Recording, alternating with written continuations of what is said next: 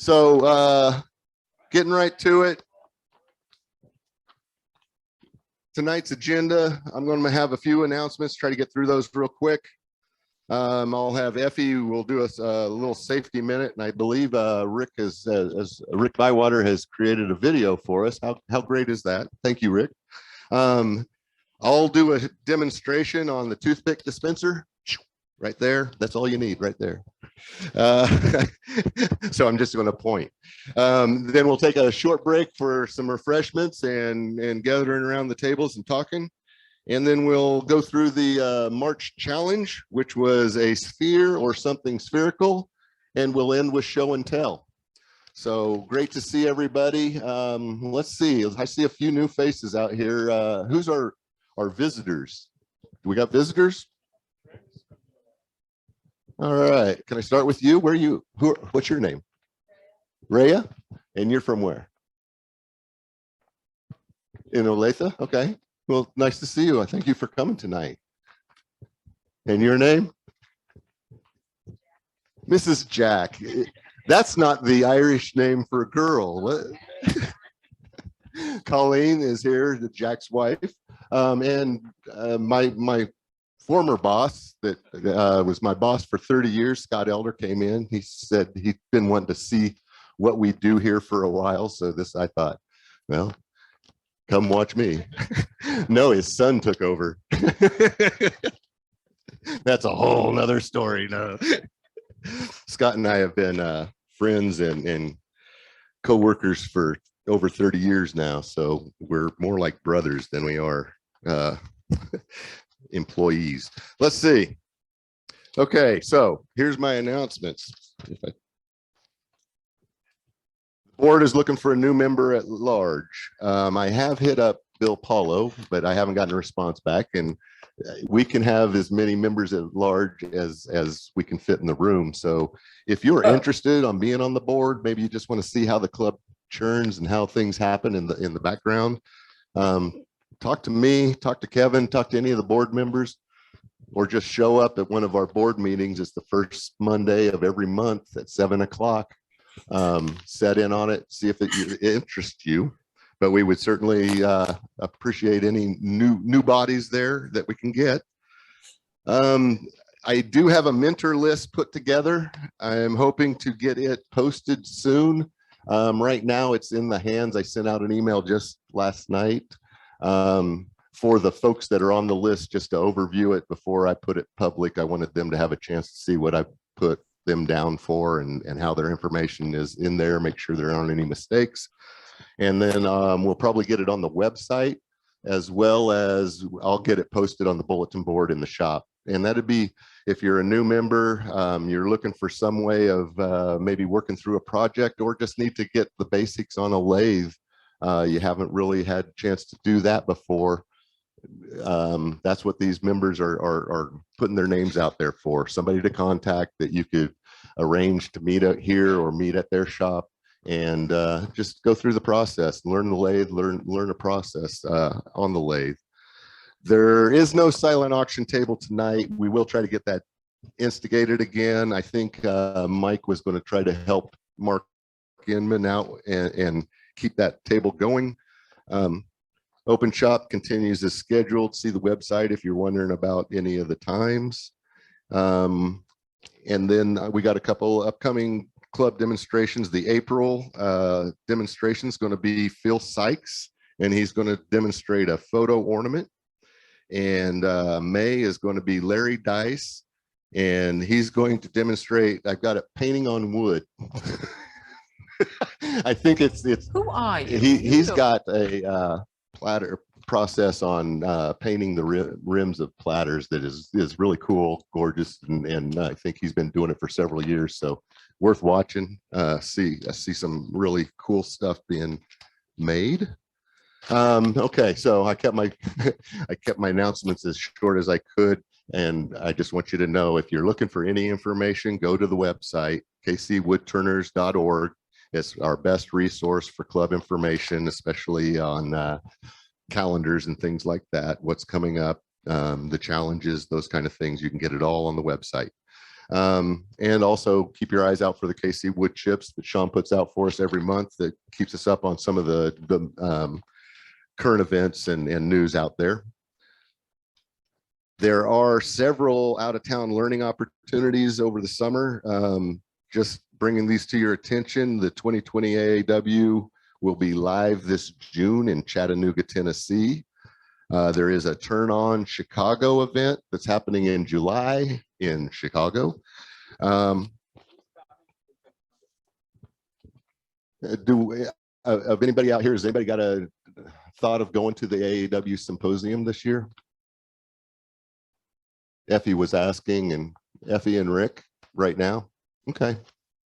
Might be more before June, no telling. Turn On Chicago. Sean, you're going to be at that one, right? Anybody else? Wendy's going to be there. That's right. You get a turn with your father. All right. SWAT is, I've heard more good things about SWAT, and it's going to be going on this August in Waco, a little shorter trip. And I think there are maybe 3 or 4 members that I've heard talk about hitting SWAT this year. Rick, you're probably one of those too, right? Okay.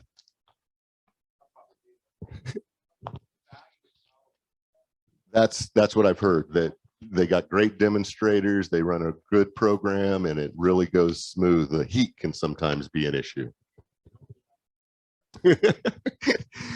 We're in August in Waco. All right, well, that's probably my shortest announcements I've had for 6 months here. So I'm going to turn the mic over to Effie and let him give you our safety minute. And again, thank Rick Bywater for his video that he put together for us.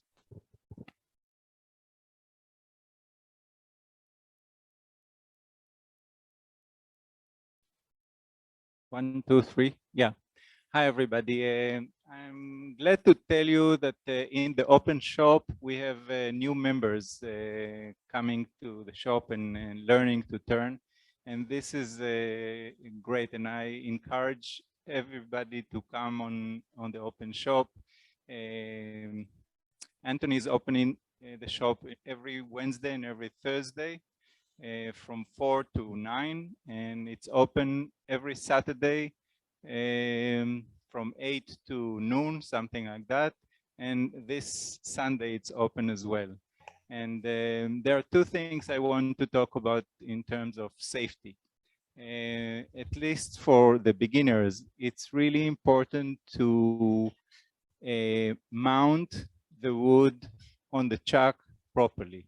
And when I say properly, I guess most experienced know what I'm talking about, but for the beginners, it's really important that the foot will be flush to the chuck and the shoulder will be 90 degrees. And if you're using a dovetail, it needs to fit properly to the jaws. So it's really important for new turners to make sure that the foot or the chuck holds the wood perfectly fit, and that's essential when you turn for a beginner. And the second thing I want to talk about in terms of safety, and that's sharpening. Why should we sharpen the tools, and why it is important for safety aspect. When your tool is dull, it's really hard to cut, and when you sharpen the tool often, your cuts are much nicer, and it's not prone to catch as aggressively. And thanks to Rick Bywater, he prepared a short video about how to sharpen and why it's important to use sharpened tools.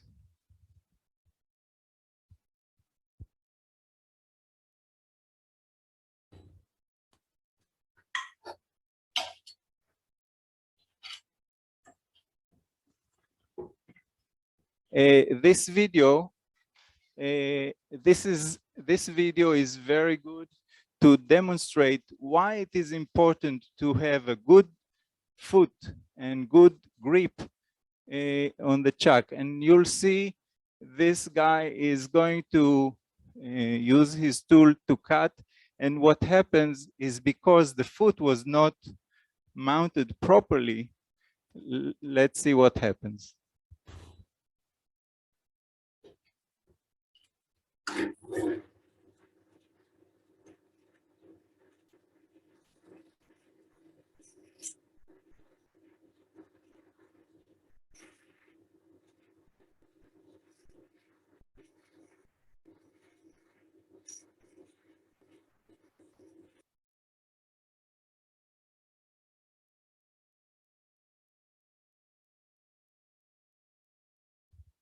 So you see in this video how important it is to have a good foot and a good grip by the chuck to hold the tool, the wood properly.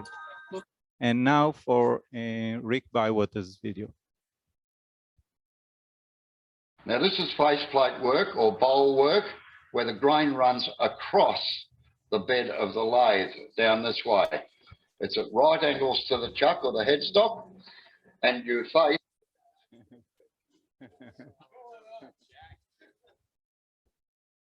Trying to see if you guys are awake. Hi there. Shop safety is very important, and especially for beginners, I think it's important that they learn how to sharpen their own tools. There are many jigs out in the market that can help somebody learn how to do that consistently. And what I wanted to talk about today was basically the bowl grinding. For the first 10 years, I used a Trent Bosch homemade jig, and Trent sells tools in Fort Collins, Colorado, and he produced this plan that showed how you could make a bowl grinding jig, which I did. And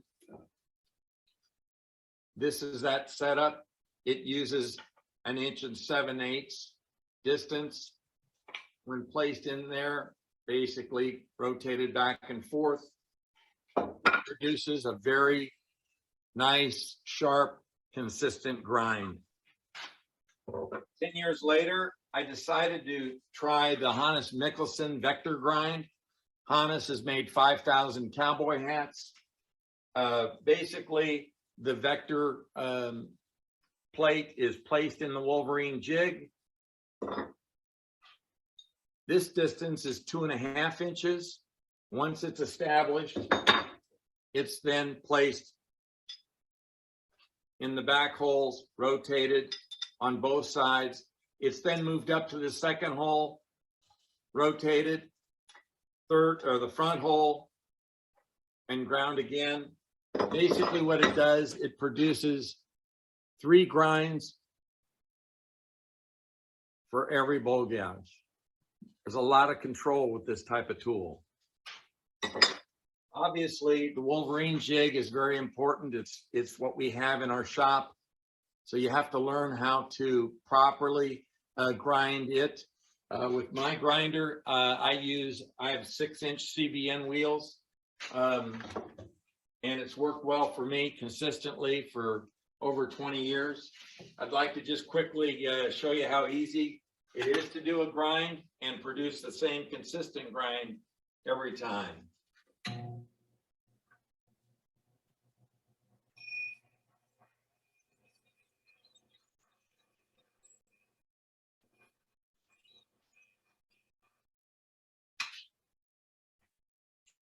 Three-quarter-inch bowl gouge, ready to go back to the lathe. I'm Rick for FE Safety Minute.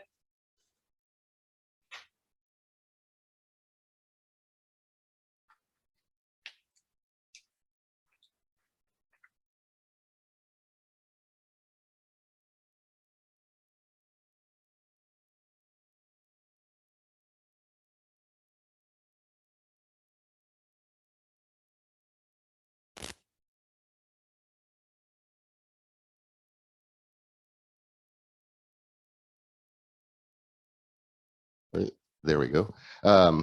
There is one opportunity to take a class. There's the picture window box that class that Anthony is doing starts March 20th, right, Anthony? Okay, Sunday, March 20th, and there's still time to sign up. I just wanted you guys to know that there's his other box class. He did 2 box classes. His other one was yesterday. So still opportunities for you if you'd like that. All right. That being said, I'm going to get into the demo. You notice when you put together the PowerPoint, you get to pick the picture that you use. So that was at a K-State fundraiser called the Wabash Cannonball this year. And, it's about the only time I ever wore a tux in my life. So I came across this project. I came across the project tonight's what I'm calling a Square-To-Round Toothpick Dispenser. The toothpick dispenser is a project in and of itself. The Square-To-Round is a process or a concept that was demonstrated in a vase by Rudy Lopez several years ago. I think he did it at the symposium, I think is where I saw it when the symposium was in Kansas City. So it was kind of, I had a lot of the flute wood that we had a while back, and it's all about 1.5 inches by 1.5 inches. Some of it's pretty squared up. So I wanted to find something that I could do with that. I saw some ideas for toothpick dispensers on Pinterest and decided I would come up with my own way. So as I'm going through this, you're going to probably question, well, why did you do that? Why did you do it that way? You could do it this way. There is so many opportunities for artistic liberties in this process that if you want to try it, take your own direction. That's fine. I started, like I said, I started with my first one was probably a 12-inch piece, but I got it down to basically 9 inches, or there right about is where you want 1.5 by 1.5 by 9 inch or 10 anymore. I mean, it just gives you a little bit more to work with when you got it up on the lathe. So 9 inches is kind of where I found the most efficient to be. So basically this is your piece of wood then coming across here, and what I'm going to do is on the lathe I would part it so that I would create the tenon for the body or the dispenser portion of the toothpick dispenser, and then what would be remaining would be my plunger. So there's kind of 3 or 4 basic pieces to this. You got your removable plunger that's this piece, and it just goes up and down inside the hole that you've drilled into what I call the body of the dispenser. And the Square-To-Round process is going to create flats on 4 sides of it. So that's what I'm identifying there, is that you'll create a flat. The location of where this point is one of those artistic liberty things. If you take it down, you're going to have a different shape of shield than if you bring it up. The vase that Rudy Valdez did was basically from that point right up to the top of so it's just a little curve was all that he did, and left that point so that you ended up with the top of it being where your point would be, just slightly up to back on top.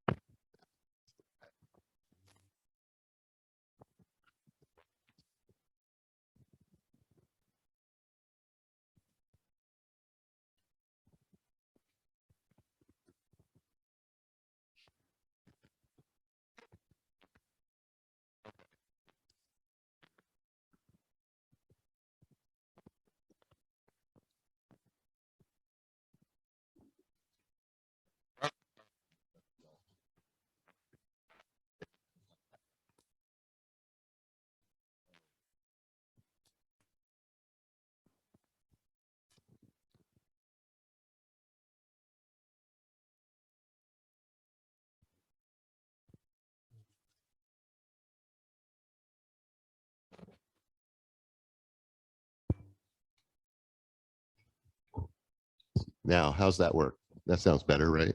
Thank you, Jack. Jack, our saving grace in AV. Thank you, thank you. Okay, now where was I? So two basic parts that you're going to end up with. You're going to end up with the piece that ends up being your plunger and the piece that ends up being your body and your stand. So I'm going to mark off where my tenon is. I'm going to show where I'm going to do a cutoff there. And then I have two pieces. Basically, the first thing I'm going to do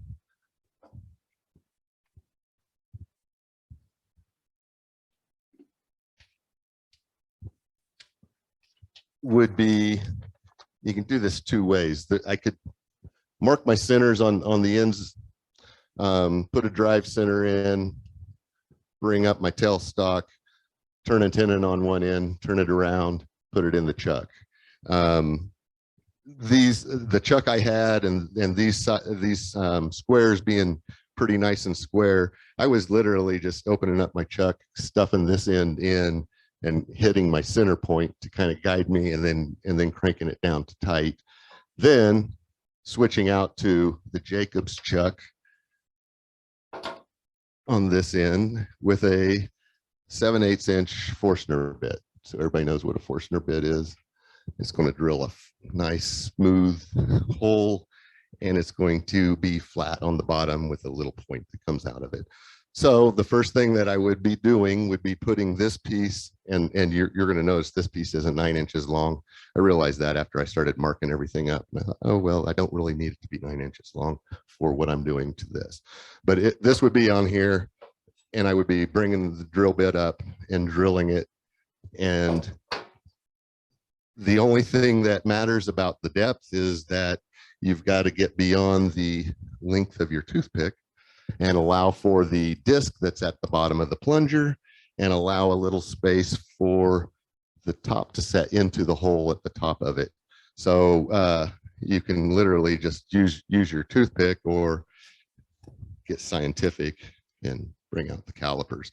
And I found that the toothpicks kind of varied a little bit. And that's probably the most important thing, is measure your toothpick before you start, because you might get a different toothpick than I had, and might need a little longer or a little shorter. I did find that when I was using the Forstner bit, I was literally extending it out about to there. So I didn't have it all the way in there, but I put it out there so that I could get a 2 3/4 inch overall length on my Forstner bit. Close enough. Turn it on when drilling. You don't want to go real fast.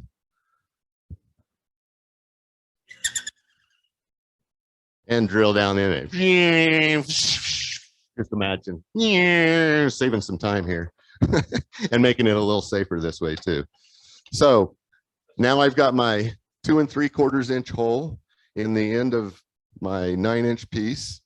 And the next thing that I would be doing would be cutting this piece off so that then I could start on the plunger side.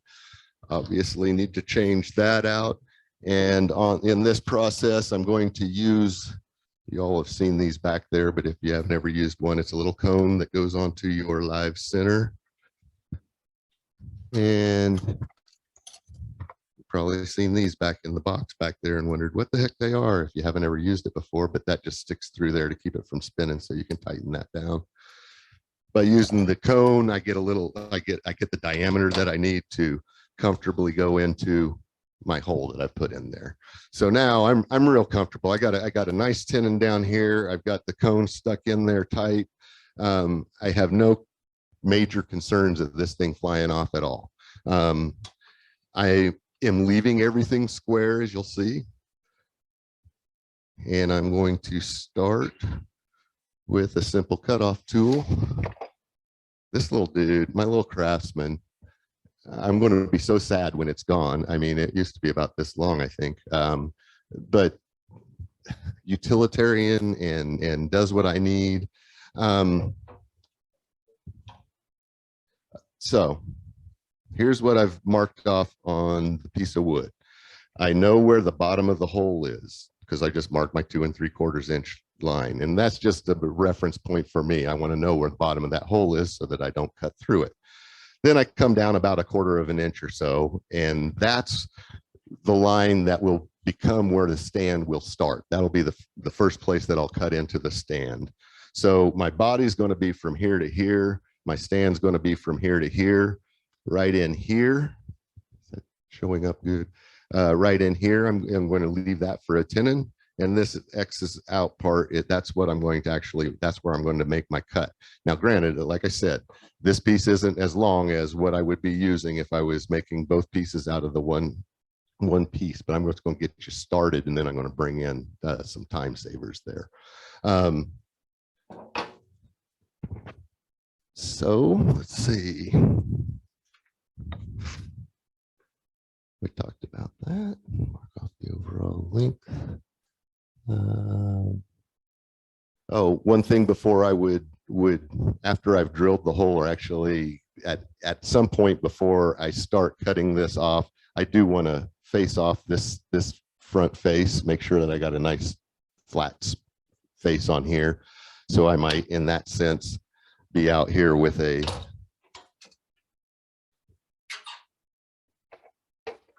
spindle tool or something, and I might be just making a cut, dragging it across, making sure that I'm nice and flat. I don't care so much about the outer part, but I want that part right there at the hole to be nice and flat for me so that I got something to measure off of that I know will stay in the same spot all the way around. Okay, so we've drilled a hole. We brought this up. We've marked off where our piece is going to happen, what we're going to cut off. This is where I'm saying that y'all are probably looking at this going, take it to the miter saw and just chop 2 pieces, and you can start with 2 pieces. Well, when I was starting this process, I was doing everything on the lathe. I never even thought about stopping to go to the cutoff until I started drawing it up, and I'm going, why do I need it this long? I could just cut it and have my 2 pieces. I also thought the way I've got it drawn up,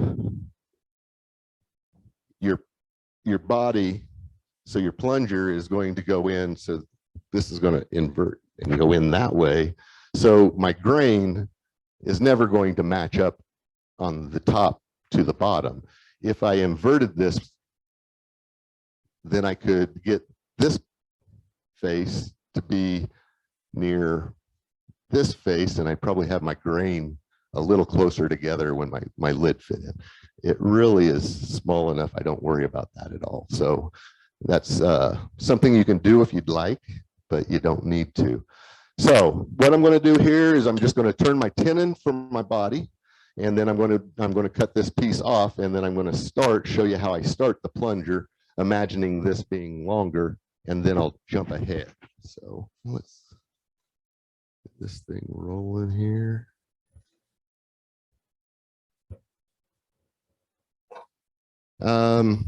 The important thing that I need to remember here is that I need 1 1/4 inch.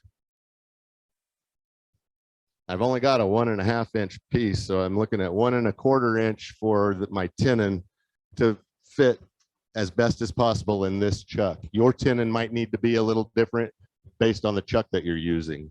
I can see my mark. I'm going to ease in because I am cutting a square edge, so I just ease that dude in there. Woo, that wasn't easy. And right here is going to be the end. So I'll dive that down after I've figured out that I've got the 1 1/4 inch diameter here. I can see I'm still at 1 1/2 there because I'm still flat on 2 sides, but I didn't want to overdo it. Again, what Effie was talking about, this shoulder that I'm cutting needs to be nice and squared up with the tenon that I'm cutting.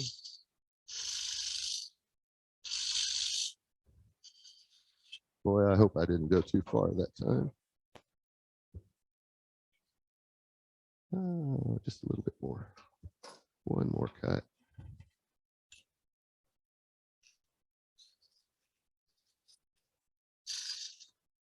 And all I'm doing is sizing my tenon up nicely for the chuck I have, so it'll tighten onto that really tight. Looks pretty good, except I'm angling a little bit, so I'm going to try to just clean that up and get it flat. Because as Effie showed you, you don't want this thing flying off. This is actually a piece of that flute wood that we had. I don't know. I don't think this one had a reference that I could find in the list. So,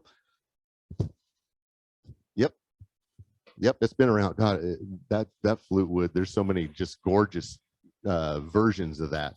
So I've got my tenon. I meant to check that. I'm good. I hope I didn't go too far, but it doesn't matter because I'm not using this piece, and the one I have, I know I've got right.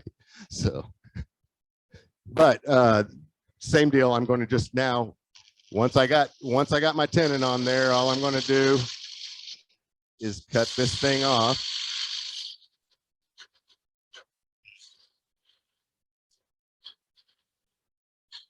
And I am between center, so obviously I don't want to go all the way through it. So at that point, I would stop and go to my little flat saw that I love when I need it.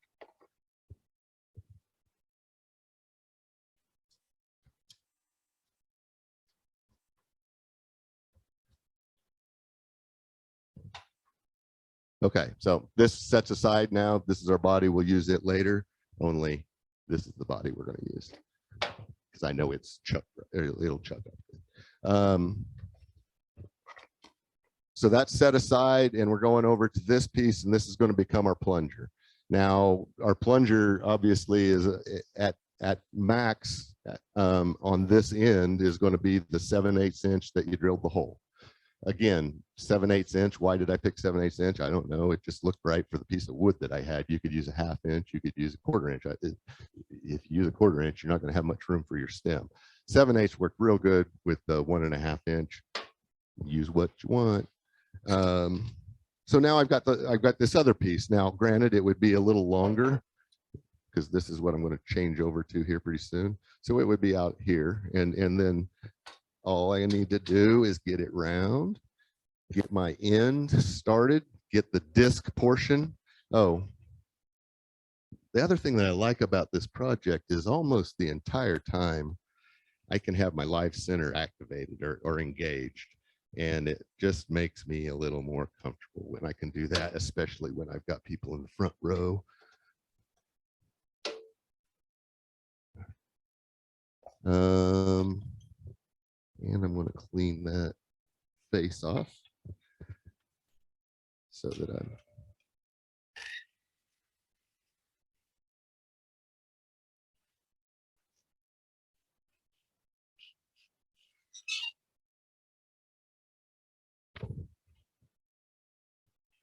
engage the drive center in there. This is a pretty small piece, so I don't try to push the drive center all the way in. I just get it in there good and snug. And the piece is only about 4.5 inches long. I'm real comfortable that I've got a good grip on it on this end. So there isn't a whole lot that I worry about on this piece. Next part is turning it round. I can do several different ways of turning it round. I can obviously use a roughing gouge. I kind of worry about that here because I don't have that much room. So I may just do a little bit with the roughing gouge.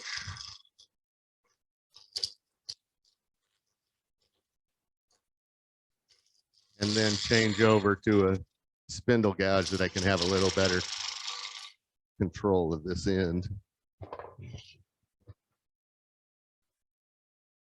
And I know I'm going down to about 7/8 of an inch. So all I'm doing now is removing wood. I'm not trying to cut pretty, not worried about it before I go too far. let me go ahead and set this up for the 7/8 inch diameter that I'm going to go. You can use that just to confirm to yourself that you got the right setting. But I know that I put in a 7/8 inch hole, so that should be good. A little bigger. And the nice thing about having drilled the hole before, as I'm drilling this, I can constantly back off my live center, check to see how my fit is, because I do want a nice tight fit. If I don't have a nice tight fit in that plunger that goes down, your toothpicks get caught out in the little gap, and as you pull, then they kind of wedge themselves in there and it kind of fights you the whole time. So looking here, oh yeah, I can even see the mark where I need to go down to, so this is going to be easy.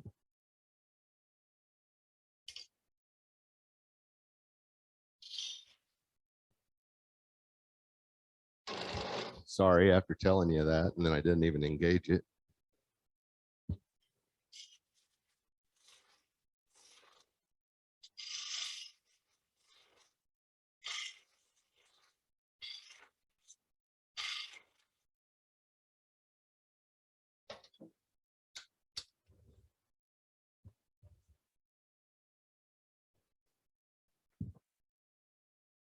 Just a little bigger spindle gouge.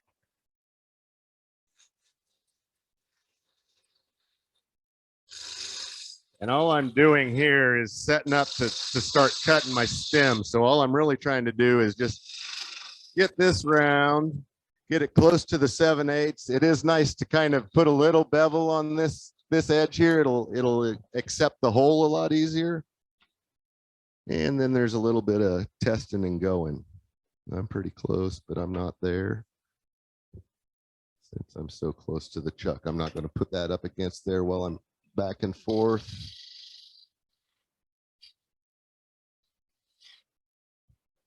And again.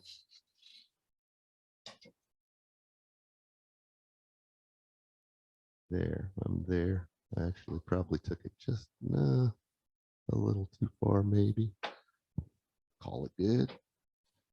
For demonstration purposes, it's going to be great. All right. Now I'm going to start using my cutoff tool to establish the start of my stem going down there. And I usually leave myself at least an 1/8 inch here, although I'll trim that disc back as I get my stem established. So all I'm doing is diving in, getting to about the diameter I think the stem ought to be, and backing off and trying to take this one down to that same point.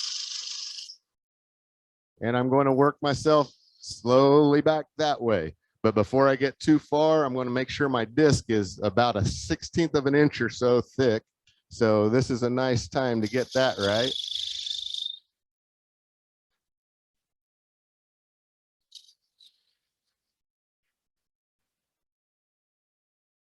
All right, and I'll use that to kind of establish my diameter. Try to leave it a little high on the outside, and then this is the way I like to do it. And then I like to use my corner of my cutoff tool to kind of drag it across. I might have to do a little sanding on the stem. I don't mind. Anthony doesn't like to sand. I don't mind. Once I get a little room in there, I might come in with a spindle gouge if I'm really worried about it. Really, you got to think about it though, and the stem isn't you're not going to put these things in a gallery anywhere, I don't think. So the stem is a utilitarian item, and it doesn't necessarily have to be the prettiest, but it's also, when you get a spindle turned, it's real easy to sand those spindles going the length this way and get them smoothed down, even if you've got bounces going around there. So I would just keep working that. I'm just working it until, and the piece is obviously longer, and I'm just working it down until I get to this end. And I just need to make sure that I don't take this too far down beyond the 7/8. I've got my piece that I drilled to kind of test. Okay, so I've got a little room down there. This is something that, okay, this piece was drilled for this one. It's got a little room beyond where it goes in. If I was to use this piece in this one, I'd have a problem because I don't have anything to engage into the hole. There's a couple of things I could do. I could put it on a, I've done this, put it on a drill press, clamped it on something so that it was nice and stable, and went ahead and drilled down a little bit more because I realized that I didn't have it deep enough.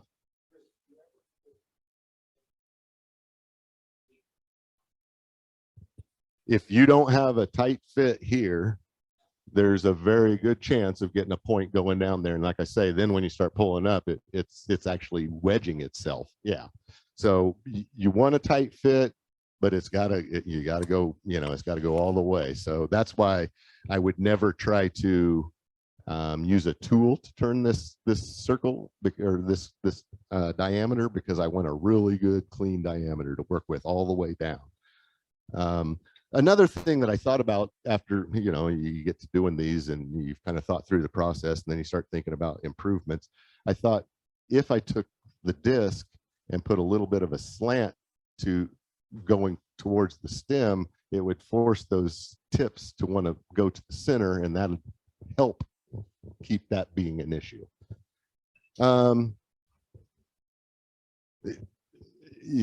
That's ideal. And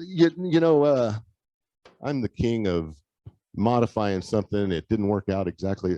I took one more turn than I needed to, so I need to build up the edge with CA, or on this one, I could wrap it in cellophane tape and then just slice it off so that you just get just a little bit more diameter, but it's a utilitarian piece. And in fact, I'll show you on one of them, I made it so that it can't come out. So you never see that piece anyway. Okay, so that I continued, I kept going, I bored you. You were saying, God, I've seen enough of that cutoff tool. Quit it, Kris. I can't take anymore. Boom, look at that. Magic of radio. All right, so I've just completed all that work. And I'm down to the point where now, and I didn't leave myself a whole lot of room here. I got two things that I got to accomplish. I've got to get this end to fit into that, just slightly into that hole, even if it's just a 32nd of an inch. It just needs to get into that hole so it doesn't knock around. And I've got to put a finial in it, and I got to do all of that before I hit the chuck, because that just messes everything up. So first, I'm going to, my diameter's good, okay. First thing I want to do then is get this to the point that it'll set in to the body. A little bit more.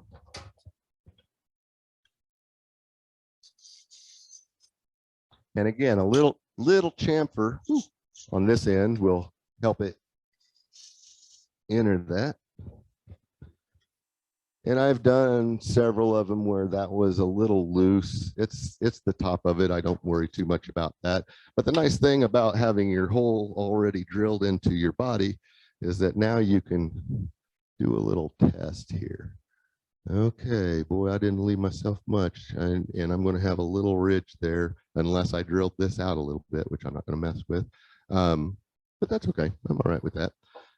Now I'm coming up above that, and I'm going to finish off this portion of the finial.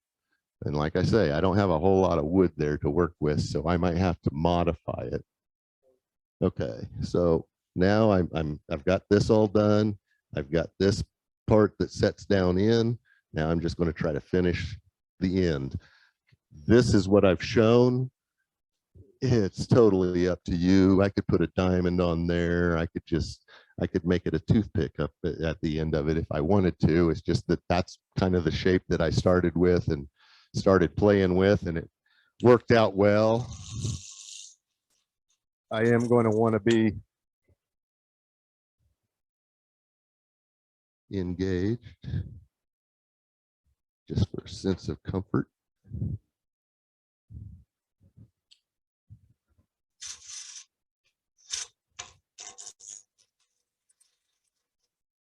I can't go all the way because I got to have that shoulder, but I can at least get myself down there where.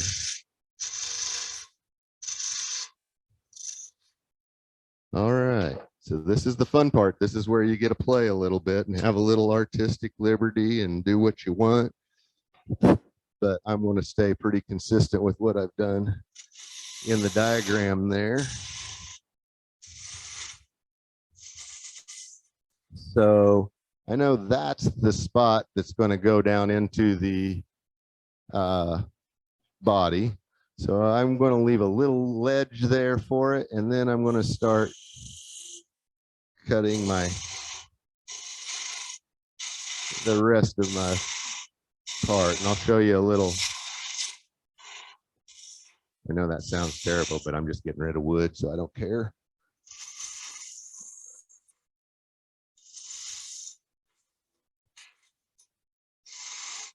So I got to this part and was like, well, I'd really like to put a nice bubble in there, but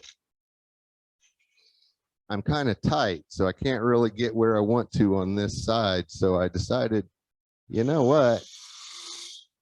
Those beading tools come in kind of handy sometimes.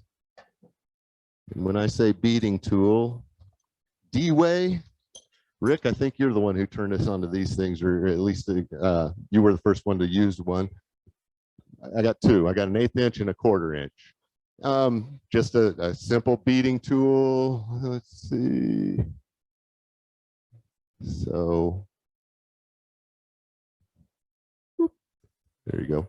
So you see how the end has that curve cut out, and that is what creates the bead. And so to make things simple for me, I always like simple, I decided I would just use the D-Way to create my circle in the bottom, and I'll do it again in the stand.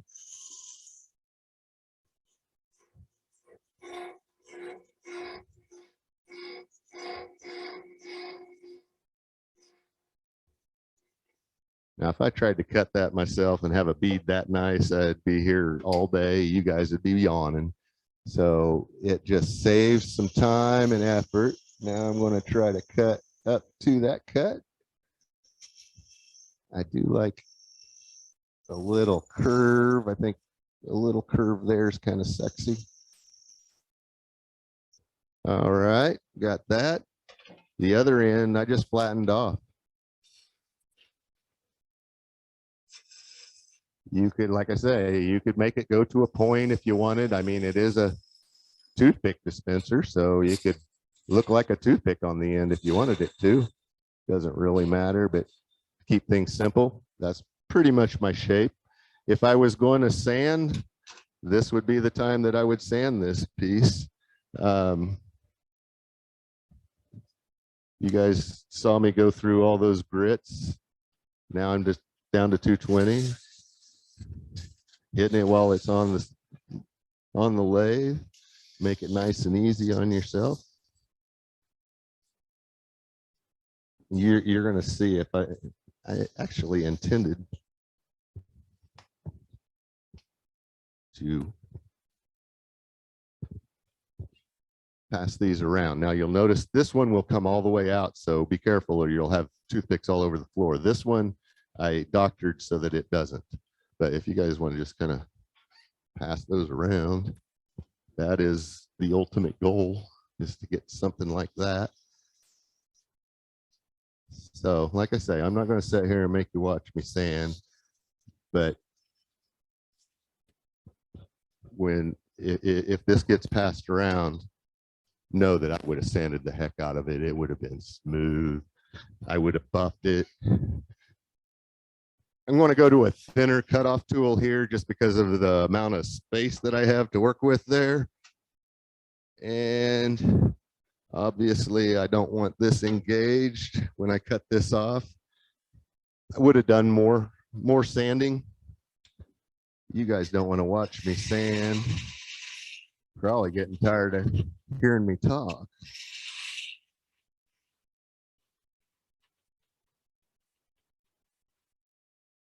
And I'd have to do a little doctrine there. I'd probably take the chisel and chisel that as opposed to trying to sand it off necessarily.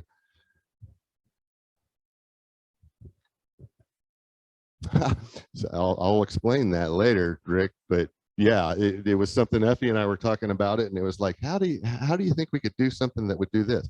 So now I've got a stopper that goes in the bottom. You're going to notice when if I pass this around later, I need to drill it about a 30-second is about all, but I need to drill it just a little deeper so that it sets down and snugs nice. Not worried about it right now. So your plunger's done. You've sanded it, you've polished it. You think it's the most gorgeous thing in the world. You set it down and you're done with that until you have to do a little testing later, but then you're going to your body.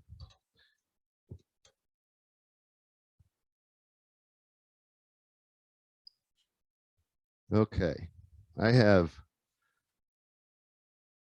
3 marks on here. I've got where the bottom, and it's the same as I had marked on this one.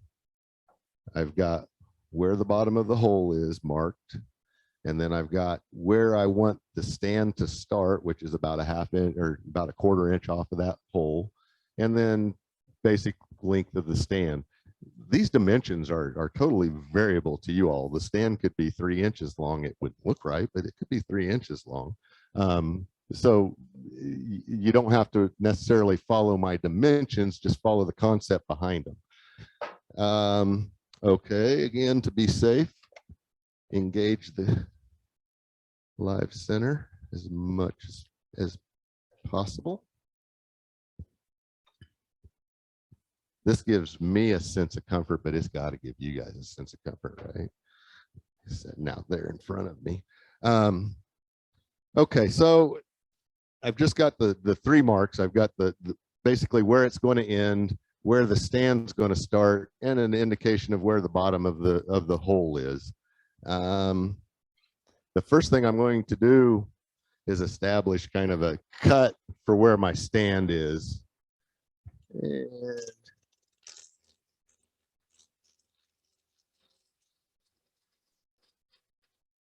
I'll take it down a little bit. And all that's telling me is, okay, the stand's going to start there and it's going to end here. So let me put the ending spot too. You notice how carefully I measured that, right? And I know that the stand's going to all go round anyway. And I don't want the base of the stand to be too big of a diameter. So I've kind of will work with what I got there. So all I'm doing here is just identifying where the stand is, so I know when I'm cutting these other lines where I'm kind of going to. Now, the next thing that I would mark on here is the location of where I want my point to be. I put dimensions to where that point is, but it doesn't matter. You can modify that. You can move it up and down, and it'll just change the look of the piece. So play around with that if you are trying this project. Let me at least put a mark on here so you all can see what there we go, what I'm going to. So, okay, so if I put a mark in Sharpie, because that point is going to stay, if I put it in the middle, it's going to be in the flat. If I put it out here, it's going to be on the point. So I'm going to put a mark out here, but I'm going to cut on this side of it so I don't get it into the point that I'm going to put on there. Now all I'm doing, I'm going to do the top first, and the top that I do is it's a curve cut that does a second curve. So I'm starting in, and I'm going to dive in real easy on that corner at that point that I can't see.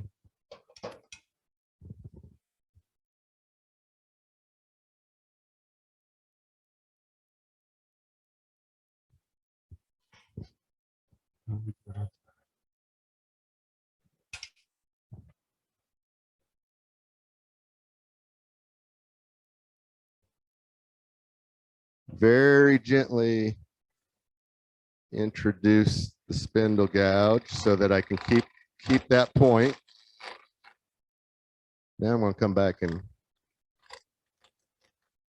take some of this flat off where I don't need it. Go ahead and start to get this curve that I'm going to put into there. Come back down.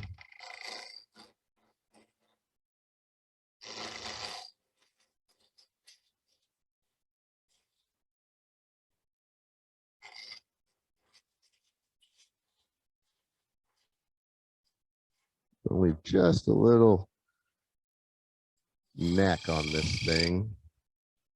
So it looks like right here, I need to kind of work towards my other curve. And ultimately, I'm hopeful that I can get one continuous cut to kind of take me around this other curve. Probably could have done better, but you can see the curve. You can see it curves this way and then it curves down. And that's generally what I'm after there. I am going to come back and go beyond that mark, like I said, or that mark's going to show up on my points. So come out here and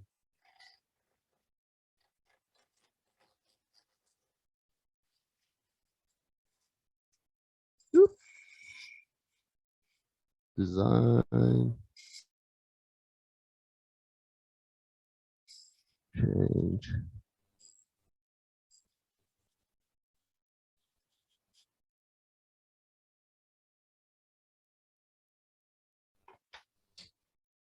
Well, I didn't leave much of a collar there, but you work with what you left you.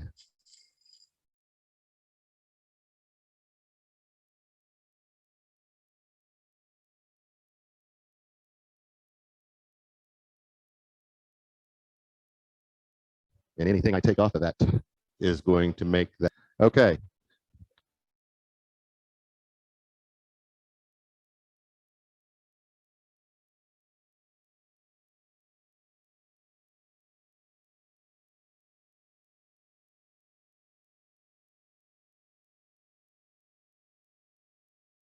Looking at.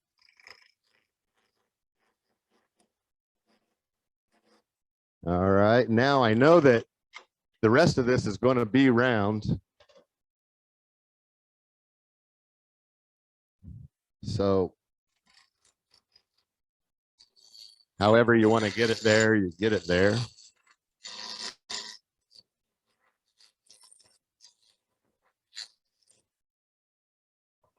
Thought that'd speed it up. Let's see. Take out. Okay, so once I get this curve there, now I've got to establish a straight angle that angles towards where the stand's going to end. That is going to be more than 7/8 inch on this end so that I don't hit my center or hit my hole.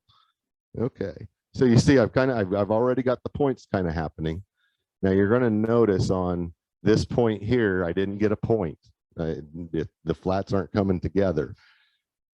At the end of the project, if I had situations like that, I would go to the disc sander and I'd very carefully hit that face and try to take this face down on this edge, not on this edge, until I got to that point. So it's kind of something that you can manipulate with either sandpaper, or if you've got a sanding disc or something, that's an easy way to do that. But what I'm trying to do here is establish just a gentle angle that goes from this cut down to the bottom.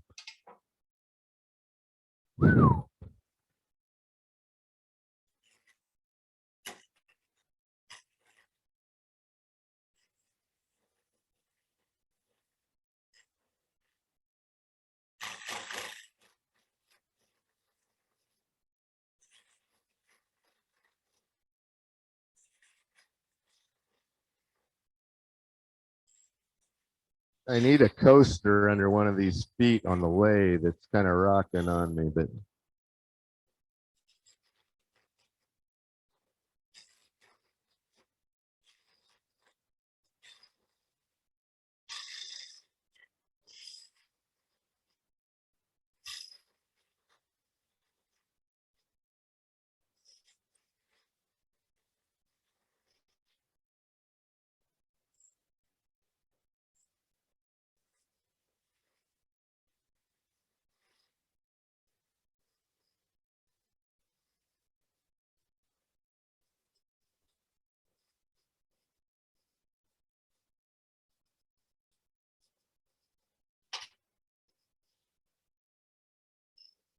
All right.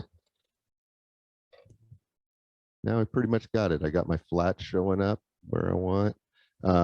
The difference in shape is because it wasn't perfectly square. And again, you can take that onto the disc sander and kind of figure out your one that's the biggest and try to match that one on the others just by up against the disc sander. That's pretty much where, I mean, I got a little lump in there that I might try to clean up.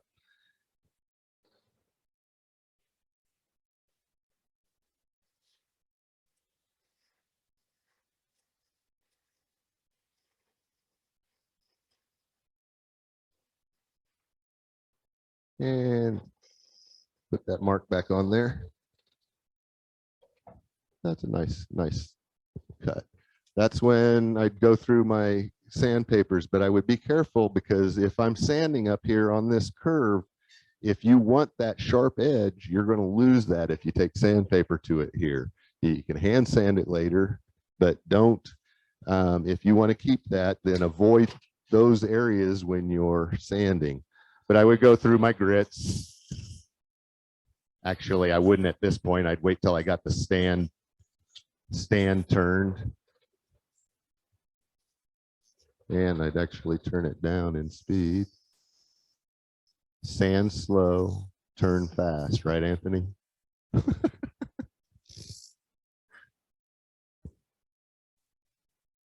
Yeah, I'm probably just that little bit, and it didn't round them off too bad. So good shape. I'd obviously come in here and try to clean up some of those marks. Like I say, when you're sanding this direction on a spindle like this, it sands down real easy. So if you've got marks, they sand out pretty quick. All right. Now I know that there's a line here that identifies where my stand starts. This is the bottom of my stand here. I'm going to come up like a stem of a wine glass on that side, and I'm going to kind of just take an angle down on the top side of the stand, and the middle will become a bead again using the beading tool. So I know this line is about 1/4 of an inch off of the bottom of my hole, so I'm pretty comfortable that I'm not going to run into the hole, which would be a good way to watch it fly apart. Let's see.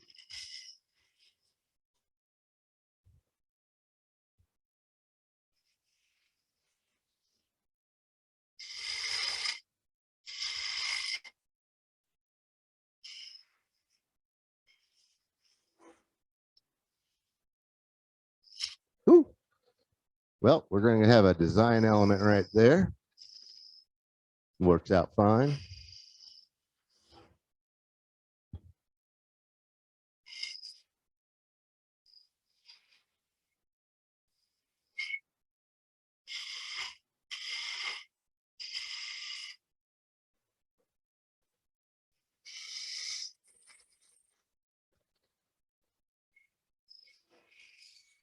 Woo. Sorry.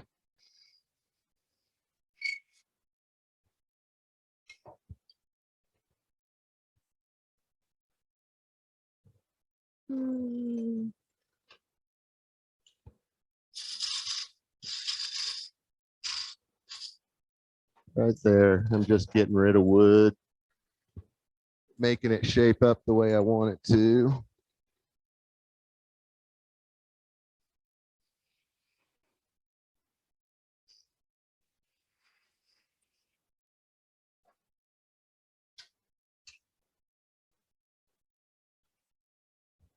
Come in with my D-wave. And what this will do is give you a nice line at the top and the bottom of that to cut to. Got a nice bead there now. Just clean up the very end of this.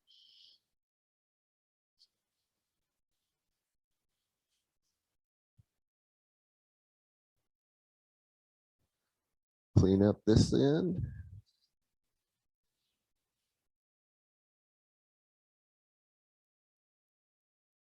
our basic shapes there. I would probably sand a little bit here, but I'm down to the point now where beyond the sanding, it would be time to just cut it off at the end. Now, that's the bottom is where I want the bottom of that stand. So I'm going to cut behind that.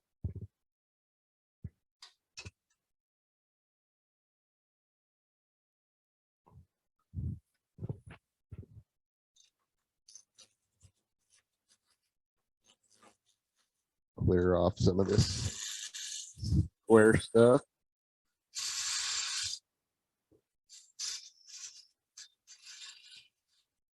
Now, something I tend to do when I've got a stem that is slanting up is I come in with my cutoff tool at an angle.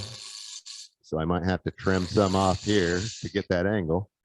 But I come in, instead of going straight across now, I'm going up in there at an angle. Same way you would in a straight cut. I'm going to leave myself a little gap there, leave myself some room.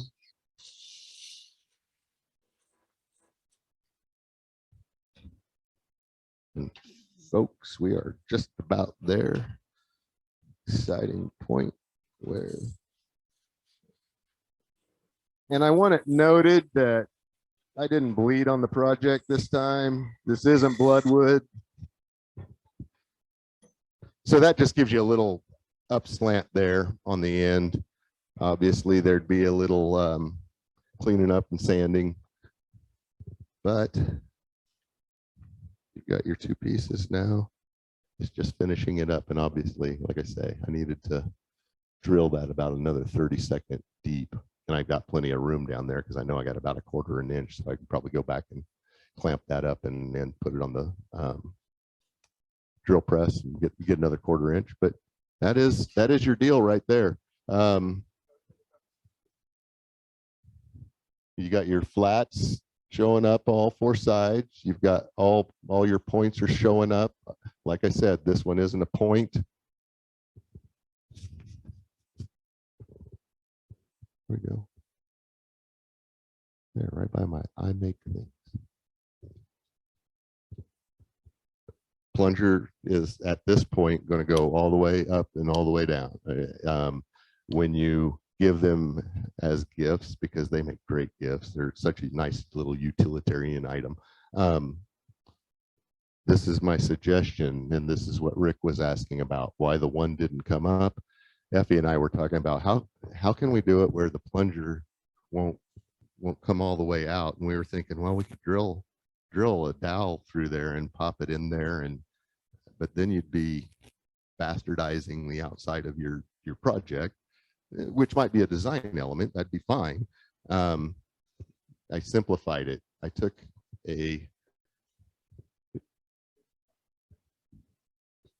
I thought about that, and then being able to actually adjust the top so that the plunger can't come out, and then glue them together. I came up with a very, very simple solution. I broke off about 1/4 inch of a toothpick and took it and put it on its side and glued it down there about 1/2 inch with the plunger in there, obviously. And then the plunger stops at that point. It can't come up any farther. So simple and very easily chipped out if I needed to. It'd be easy to get it out of there, and it doesn't show up on the outside at all. It's obvious that it has a stopping point. So that worked out pretty cool. That was a solution to that problem. That's it, folks. I mean, it's simple, it's fast. You can do it in an afternoon easy. You got all kinds of design, put your own design element into it. It's a great thing that you can hand people and know that it'll be on display in their house somewhere, and that's yours. You know, that's kind of fun. Rick.